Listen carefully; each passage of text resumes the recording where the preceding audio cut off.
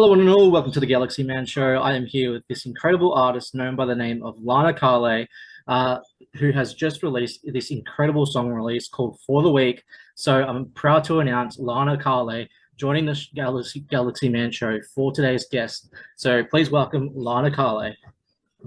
Hello, Hello. Lana. Welcome. Thank you. Thanks for having me. You're most very welcome. I just wanted to say thank you so much for taking the time to join my show. It is such an incredible pleasure having you a part of the show for today. Oh, of For people that course. You're very welcome. So, for people that don't know who you are, Lana, if you give like a bit of backstory about yourself, and then we'll dive right into the questions. hmm so pretty much started music kind of just as I can remember. Like, I grew up with a lot of my dad's rock inspired like influences. So a lot of the Rolling Stones, The Who, Pearl Jam, all that kind of jazz. And then my mom was really, I grew up with my mom's music taste as well, which is obviously Lady Gaga, who's behind me. ABBA, kind of all the 70s, 80s, 90s music I was always growing up with as a kid. And so then I started down kind of a classical music theatre route, and I did heaps of opera, I did heaps of musical theatre growing up. I also am a classical violinist, and I do piano, bass guitar, so I play as many instruments as I can, try and get my hand on as many things. And then kind of at year nine at my school, I went down the singer-songwriting path, which is something that I'd never really gotten into before. Like as a kid, I was always writing songs about my dogs and how much I loved them, but it was never really something that I thought I could, do a career until grade nine. And then ever since then, the singer-songwriting path, and that has been my main focus and aspiration. But I still love doing musical theatre on the side, and I still play violin. I'm a violin scholar. So I'm really still heavily in every single music genre that I can get myself into. So music's literally just been my entire life growing up. So, we'll dive right into the very first question now. So, you've created an incredible release called For the Week. What was it like coming up with the idea of creating this song, and what's the meaning behind For the Week? So it was my first time that I ever met Mason and Jules, who co-wrote the song with me.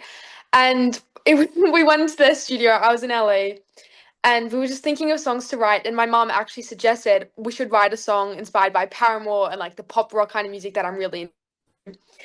And so then we're sitting on on their couch and just brainstorming ideas. And then Mason came up with this really cool, really sparked from there. And it was so random how it happened. Like we started going on about how he compliments her necklace. And then we kind of picked up the idea of how, the modern day issues of love bombing and how quickly love can end nowadays. So we thought that idea would be really cool to play on because it's something that I've never really heard on in songs, and definitely through like the 7 days of the week and just in detail of everything that happens in those 7 days. So that was really, really fun. But it's kind of just about how in 1 week, you're in love with this person and it's doing really well, but then it ends and it's quick, it just ends so quickly you just wouldn't even expect it. So it kind of just relates to those modern day dating issues that are happening. So, when you first released For the Week, what were your emotions at the time when you released it? Like now that it's finally out for the world to hear, like, what are you feeling now? Oh my gosh. Well, I ended up writing it in December and then now obviously it's May. So it was such a long wait coming up to it, and it's actually one of my favorite songs that I've written so far. So it was just such that anticipation. I really wanted people to hear it. Like my family and friends who I was showing the song to. Sorry, I cut out. My family and friends that I was showing my song to, they really loved it and they said that it's their favorite, hands down. So when I was getting all this feedback, I literally just was so excited. I wanted people to hear this song. And now that it's out, I've actually just been listening to it all the time. It's definitely I think it felt like it was a long time coming. And I was constantly waiting for it to drop, but now that it's dropped, it's just been such a relief. And I love that song so much. So it's just been really, really fun. So, on to my very next question. So, you've actually created a song called Real. What was it like creating this song, and what's the meaning behind this song? So I wrote that one in LA as well, and it was actually really funny how I wrote that song. My producers were actually on their way the next week of filming music videos. And so they left me at the house for the day and they said, write as many songs as you can. And that was one of them. And so originally it was a acoustic ballad song. And then SD came back and she was, no, I really think inspired. So then we ended up changing the whole direction of the song to be this like really pop, really fun song. Um, and so that was really fun in that process as well, because normally when I'm on the piano, I will write slow songs, which was like the complete different direction to what it is now. But it is honestly so good, and it's still so good. I might still release the acoustic version. I don't know, but so many people are saying that they love both, so I don't know. But Never Real, I think, it's about missing and longing and relationship. And even though it may be bad for you, you're still really longing. That for the week now is kind of gone down a different direction than Never Real. Like Never Real was this really upbeat and a longing, missing your ex kind of song. But now this one is just for the week is just absolutely no mercy, just goes straight on the head. So on to my very next question.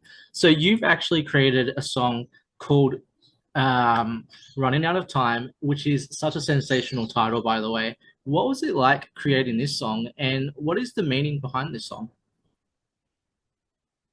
Running Out of Time is one of my favorite R&B songs, and I think that one, the first lyric that I wrote was "I'm sitting on the edge," which is obviously the first lyric of the whole song. And so then kind of from there we embellished that idea and just, thought, how about we have this relationship where, maybe this guy and this girl have been friends for a while, but they've never really explored anything, and now they feel like they're running out of time. So that's kind of everything that we went off. And then Camden, who featured on this song, was so random how we met him and how this whole thing happened, was that he was actually dog sitting my producer's dogs. And we asked him, oh, what do you do for hobbies? And he's like, oh, I'm a bit into music. Like I do some writing and I love singing. And we're like, no way, we have a song that we need a male vocalist on to feature. And then he went in the studio and we recorded the whole song. So that was so random, but so fun how that whole thing happened. So on to my very next question. So you've actually created a song called Don't Let Me Go. What was it like creating this one, and what's the meaning behind this song? So Don't Let Me Go, I wrote at a UCLA singer-songwriting program. And they gave us the whole week. I think it was a bit longer than a week actually, but we had to come up with a song and then we in front of everybody. And so that's how Don't Let Me Go started. And I think I had just watched was it 10 Things I Hate About You? Yeah. I think I watched that. And it kind of encapsulated the idea of, you know, you don't want someone I kind of wrote, and that one was really, really influenced by like my pop rock, kind of like my dad's influences, like the Rolling Stones and all that. So that was just amazing. And then that song ended up, we recorded that at Gold Diggers and East West Studios. We did live band at Gold Diggers, which was really fun. And then we went to East West Studios, which are where like some absolutely incredible artists have recorded, and we filmed all the strings there. And that was just so like mind-boggling, just hearing all the strings play my song. That was incredible. And I just remember me and my mom sitting there and we were like, holy, like this is absolutely insane. And especially coming from like a string player myself, hearing the strings play my song in freaking East West Studios where like Ariana Grande has recorded. So on to my very next question for you. So you've actually created a song called Sober. What was it like creating this one, and what's the meaning behind this song? So Sober, the quite like distant from the song. It doesn't really mean to be sober like an alcoholic. It's more to be sober from love.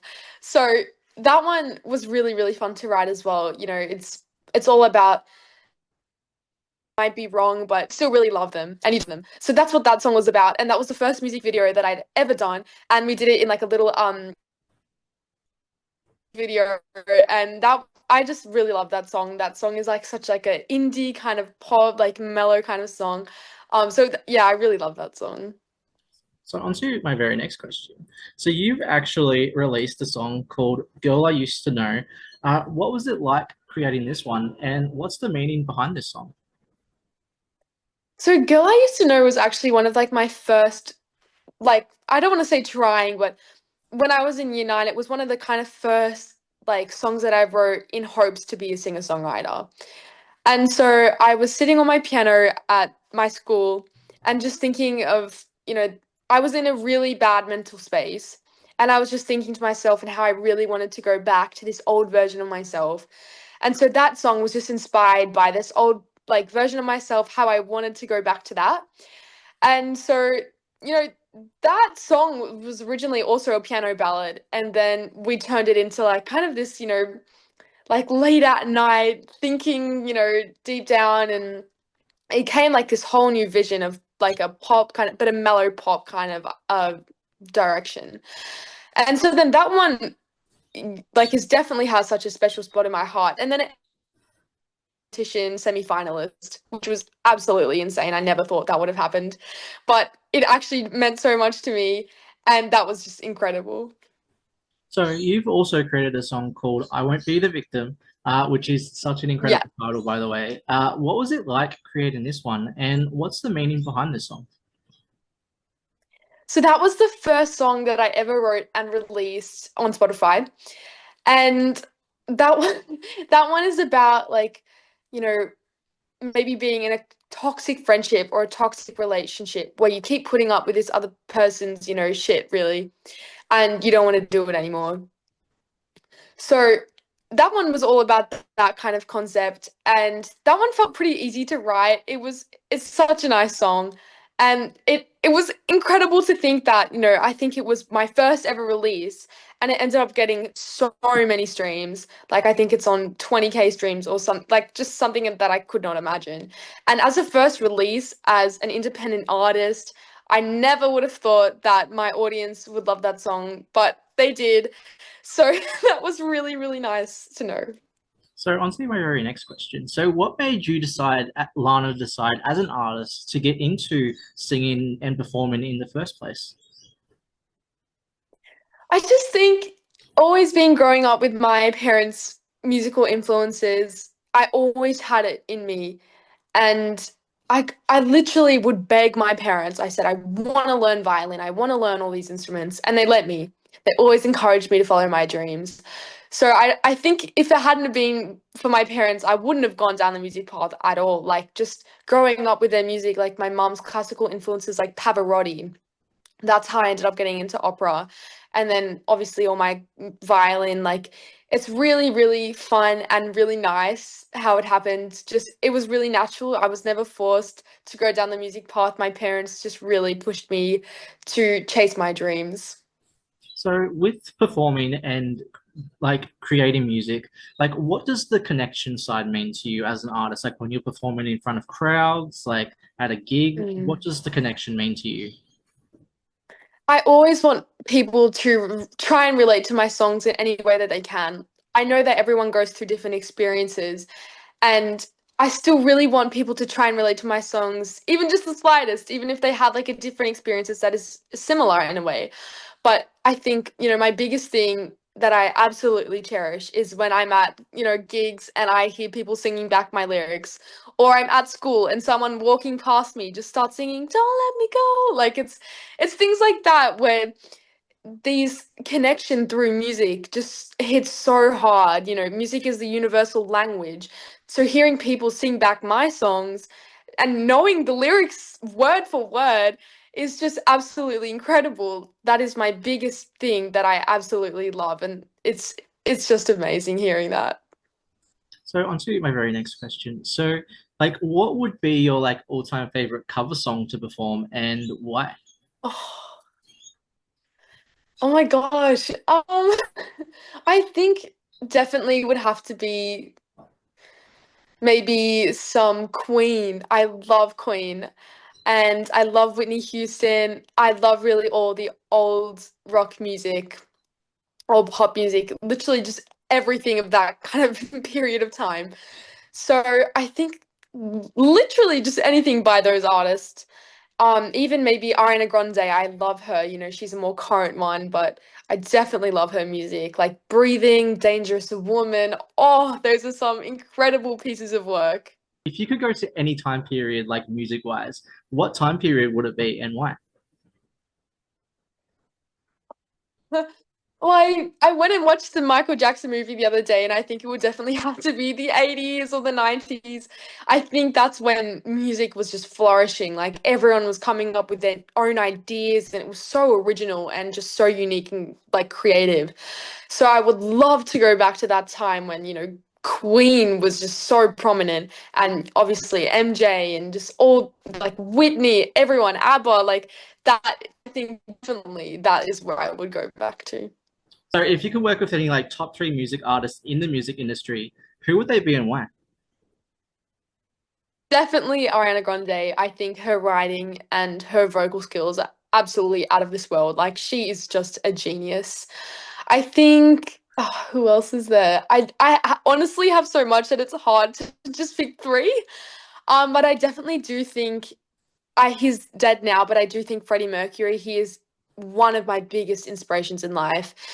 Growing up as a kid, watching him on stage, his stagecraft and his ability to direct an audience, like everyone was just transfixed by him. I love him so much. I think he is absolutely amazing. I would love to work with him. If I could, I would have loved that. And then I definitely do think, Lady Gaga, she is incredible. I love her piano ballads. Even Olivia Rodrigo. I just love all of them. It's so hard to pick three. So on to my very next question. So what are like the positive and negative side into the music industry, and how do you get through those like negative moments as an artist? Mm. I think the negatives, I just don't think there is much that I've experienced so far. I think the only negative that I've had is still being in school. I think it's so hard to manage, being in year 12 and having all this like studies and keeping up with my classwork and then a whole music career on the side. So that is definitely something that is hard. But I'm getting through it. It's been really fun so far, and then I think literally everything that I've experienced so far has been a positive. I love being in the studio and I love recording. I love writing. I love collaborating with artists. Mason and Jules are so fun to write with. I love the music videos. They're so, so fun. And then I love going into, the studios with full bands or string quartets and, singing with them, singing my songs with them. Like that is just the best thing in this whole world. So on to my very next question. So like if you could give like any upcoming artist advice on wanting to start out in the music industry, what advice would you give them? This is something that my biggest inspiration in life, my music teacher, Mr. Farah, said to me a couple years ago. He said to me and my mom, you need to think big. And it's funny because me and my mom had never thought this before. We were kind of going, in Australia looking for producers and for opportunities. But then we never really thought that maybe we should go to America and, collaborate with American artists, American producers, and see the creative world over there. And LA is absolutely like a different level. Everywhere you go, there's artists. Everywhere you go, there's creatives. Like it's absolutely just an incredible atmosphere. And even the first time I went there and I did all these songwriting camps at, Nashville. I did a Country Music Hall of Fame singer-songwriting camp. Then I went to UCLA. I went to New York. Like, even just going there for the first time as a teenager, just seeing how everyone was so involved in the arts, it was incredible. So I just think, you need to think big. You need to go and chase your dreams because no one else is going to make it happen but you. So on to my very last question. So what's like next for Lana, like that you would like to announce on the show? If you have any upcoming projects that you would like to announce, what could you announce? So I've written and recorded over 30 songs that are ready to go. So I just don't really know when I'm going to release them, but they're ready. The visual assets, I've got music videos to them. Everything's ready to go. I've also done at least two EPs. So there's so much in the lineup. I just don't know when everything's, going to be coming out. It'll be all in the right time. Well, I just want to say thank you so much, Lana, for like taking the time to join my show. It means the incredible world, especially having artists like yourself in this beautiful world, like means a lot to me, music wise. And this is why I do my show in the first place, to get artists like yourself out into the world. So I just wanted to say thank you so much for taking the time to join my show. Do you have like any like last final thoughts that you'd like to give to people on the show? I just think you just need to taste your dreams and really strive to make things happen for yourself because no one is going to do that except you. You know, you are your biggest motivation. Sure, you can see all these other people who are going for the same things as you, but you can always try harder. You can always get further in life. And I think one thing as well, I was always so self-conscious about people judging me and, you know, the fear of the cringe culture and all of the stuff, being a musician, having to promote yourself online to absolute strangers. But I just think, you know, you really need to get past that thought and being so critical of yourself because seriously, to think how far I've come by literally just social media and pushing myself and getting everybody to know me, meeting so many people and releasing my songs, it couldn't have happened otherwise if it wasn't for that. So you always just really need to try everything and go for everything and make things happen.